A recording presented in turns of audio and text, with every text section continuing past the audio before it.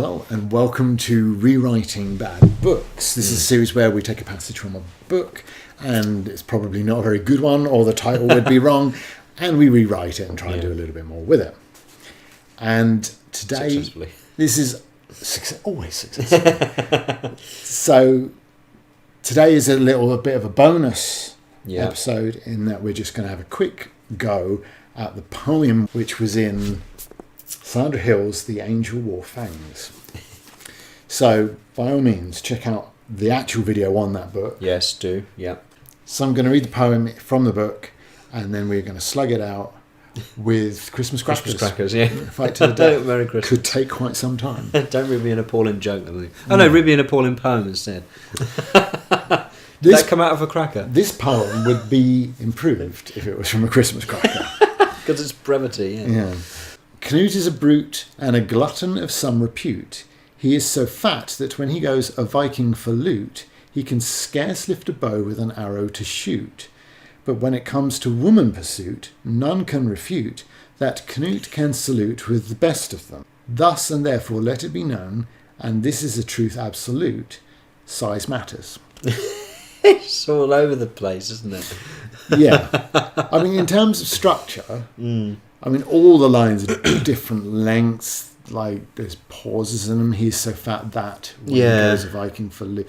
There's also that line, the Canute can salute, which sort of double rhyme in the first half of the rhyme, but then doesn't rhyme at the end of it with the best of them. Yeah. Thus and therefore let it be known rhymes with nothing. And then at the end, I mean, it's okay to sort of subvert the expectations of the last line. It's quite poetic, but size matters. It seems somewhat lacking. Yeah, I think it's very it is a very juvenile poem, isn't it? No. Well, not be able to write poetry, you can do that at any age. Yes, that's very true. It's juvenile in theme. It is basically a dick joke. Well, the expression, as I said on the last video, it seems to me that she's just learnt how to rhyme, and we're just utilising those same sort of vowel sounds throughout. Is dispute, repute, refute, whatever it is. If you went on to rhymingdictionary.com, now I'm not saying that you should do this if you're a poet, particularly if you happen to be an Instagram poet. That's right. Yeah, people expect more from you, don't they? Yeah, apparently so. Yeah. Although there is quite a thing about Instagram poets I learned a couple of years ago.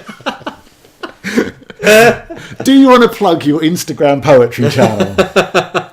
No, let me be a mystery to the world. Okay. Seems very poetic, that, doesn't it? It does. This is why you've got an Instagram poetry channel. With 4 followers. Right, if you had the rhymingdictionary.com in front of you and you put in Canute, it would give you these words. But I still think that you would say, okay, I need to keep the lines to some sort of metre. I mean, even if you don't know the word metre, if you were that young that you hadn't been introduced to that, then you still would go, but a poem needs to have a sort of rhythm, a similar amount of syllables on each line. That's quite a tongue twister. Yeah.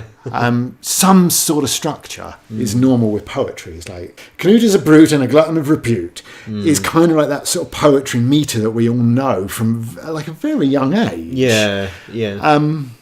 But that was a bastardization of the first 2 lines here. So it's just like, you improved it already. How much do you want to get this wrong? Yeah. Because I refuse to believe that, like somebody like T.S. Eliot might buck some of those trends. And somebody else might just get them wrong or not know that they are trends and things that they're sort of subverting. Because when you read T.S. Eliot, you get to the point where he does follow the rules. Yeah. And it's like he knows the rules. Yeah. And is choosing to break them. There's the difference. Yeah. Whereas this is just...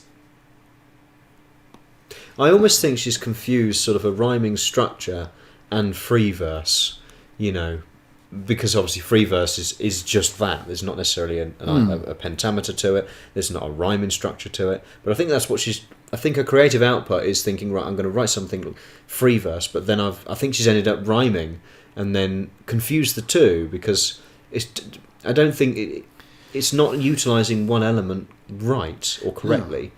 I think it's a confused effort. Well, you have if you try to separate that into two stanzas, one beginning with Knut is a brute and the other with none can refute, because they have the same amount of syllables, or not counted them, but they seem to.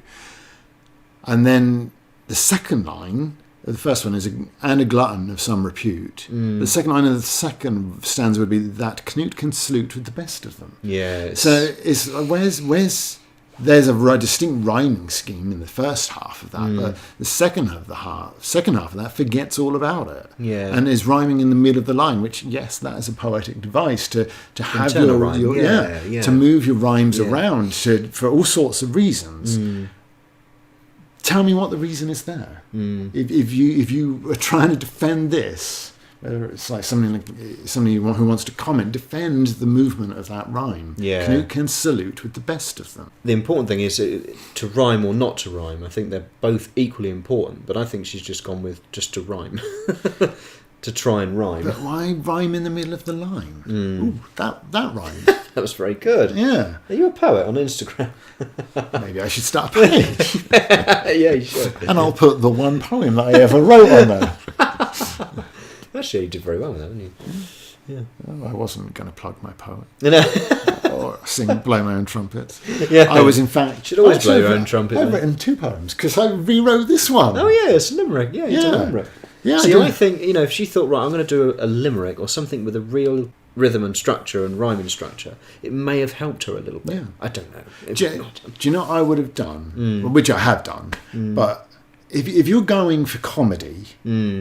then I think you always go with a limerick. I think a limerick is the best choice. If you're going with a poem and you're a little bit like maybe poetry's not my strong point, do something with a fixed structure. Yeah, haiku or a limerick. Yeah, the thing is, I mean, with the rhyming there as well, to rhyme well and to make it not seem contrived, I think is a real skill, and I don't think that's displayed there at all. No, it's like, well, we have... Normally you'll see a rhyming structure, like a limerick is A, A, B, B, A. Yeah. This is A halfway through the line, but not at the end. B, but it doesn't rhyme with anything else in the entire poem. C, A, D. Yeah. And that isn't the structure that you're going to see. No. On a lot of sort of fixed structure poetry. So let's defend the author. And say, well, she's obviously just trying to be funny, but it's not even doing that either. You can't say, yeah, she's shunned tradition, she's shunned rhyme, she's shunned pentameter and all that kind of thing. But it's really funny, but it's just not, is it? I think if she'd kept that child... No, I completely agree. If she'd kept that child, like, the almost make it that we all know, the sort of rhythm of poetry, Knut is a brute and a glutton of repute. Yeah. Repute. If you keep to that, then your rhyme is completely contrived. You get away with it. I'm going to go first. No, I can if you like. Right. Yeah, I'll go go first. Before you do, I think it's worth mentioning. Yeah.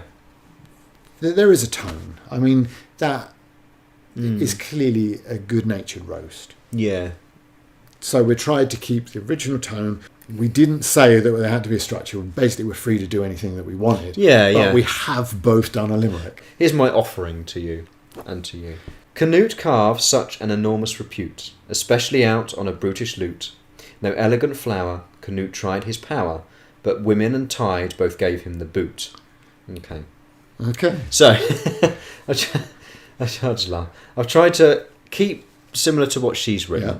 But I've obviously conflated the historical context with the character Canute. Yeah. So, hence the tide, and obviously both women, gave him the boot. It's quite a simplistic, it didn't take all that long, I have to say. I'm sure that, as with all good limericks, it took as little time as possible. Yeah, just 4 days, no. 4 days, yeah. I only spent a month on this before I agreed to do it. Are you going to put that on your Instagram page?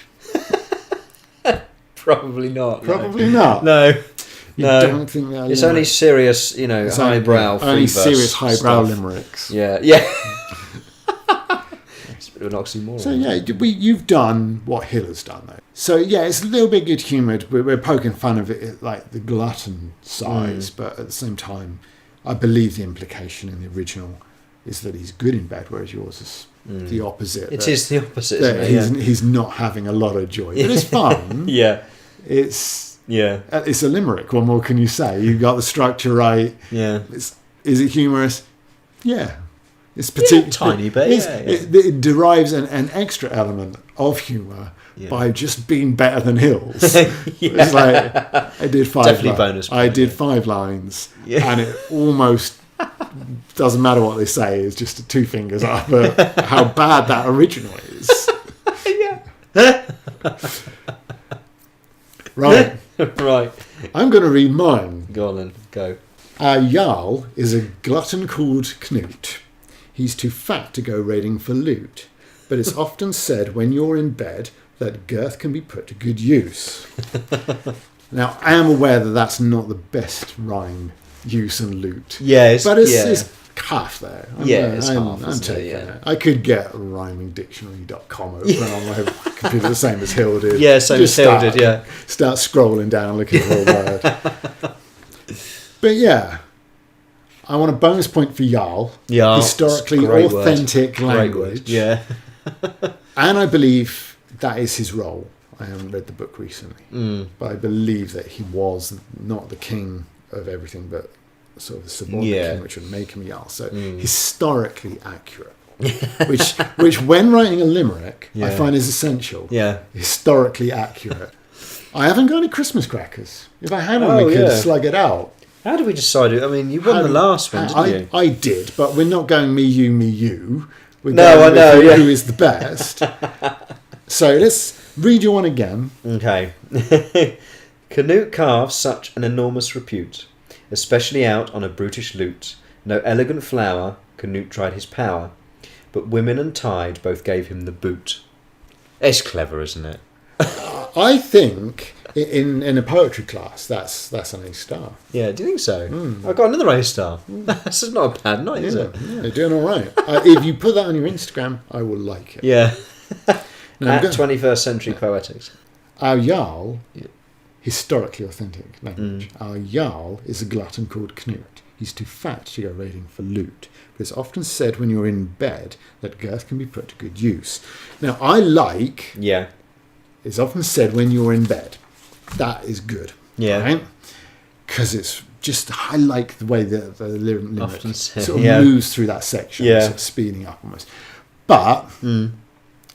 Knut carved such an enormous repute, especially out on a brutish loot.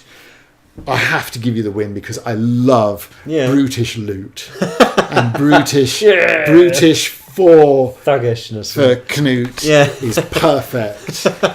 Therefore, I give you the victory. Oh, you're too generous. Well, I don't give you the victory; you earn the victory. So there's no generosity involved, You're too which kind, is just as well because I'm a generosity miser at this time of year.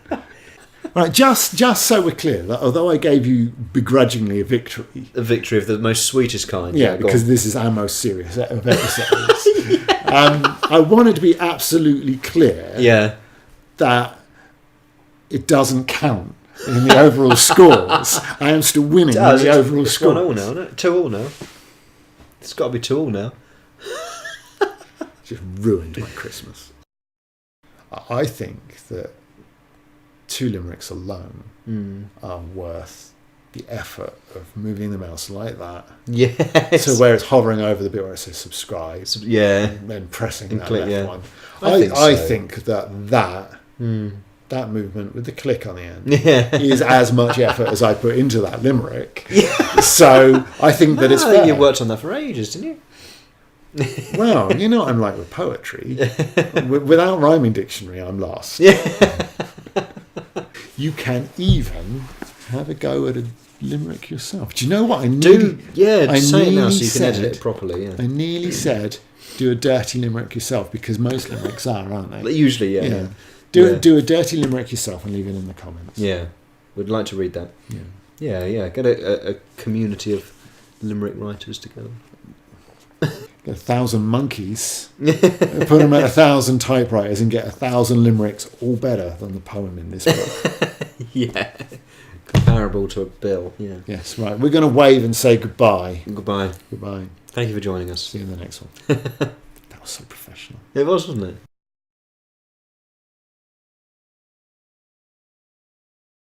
Sandra? Sandra. Sandra. It's probably Sandra. Old Sand. She's probably American, so it probably is Sandra. She's probably annoyed with us too. Well, that would require her to be one of our 3 viewers. Hi, Mum. Yeah. Hi, Scott's Mum. Anyway, whoever the third one is. I know who the third one is, yeah, I don't know who that could be.